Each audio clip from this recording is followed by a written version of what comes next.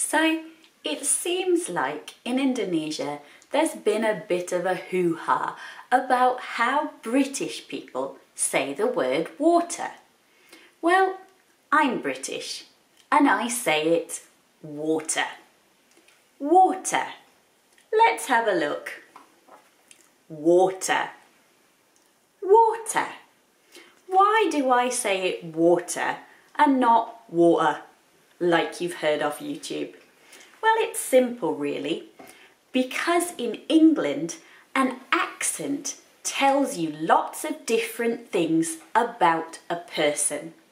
It tells you where they're from, what region their pronunciation is from, and it also tells you about their level of education, how well educated a person is. Now, there are people in Britain that would call this a water bottle. I am not one of them. To me, this is a water bottle. So the people who drop their T's in that way tend to come from London or the southeast of England. It is part of a Cockney accent, and if you were born and brought up with a Cockney accent, then it is fair enough to call it a water bottle. At the same time, to everyone else in England, not only does it locate you geographically into a particular part of England, but it also suggests that you are from a lower economic status and that you are less well educated.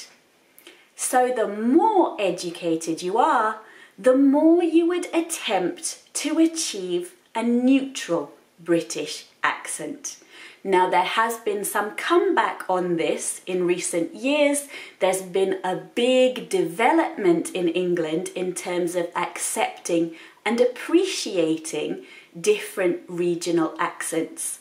But at the same time, if you're watching this Englop video as a non-native speaker and you're thinking about what kind of accent you want to have when you speak English, the best kind of accent to aim for is an accent which is neutral but relatively well educated.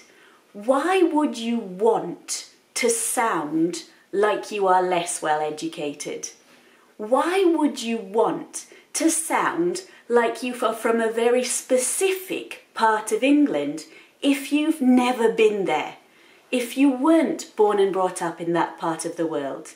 So I would say forget about your water bottle, because it isn't really good English to pronounce it in that way. If you really want to sound English, then what you need to be able to say is have a cup of tea, love. And also, the one British English word that most non-native speakers struggle with, crisps. Let's open up our packet and have some crisps.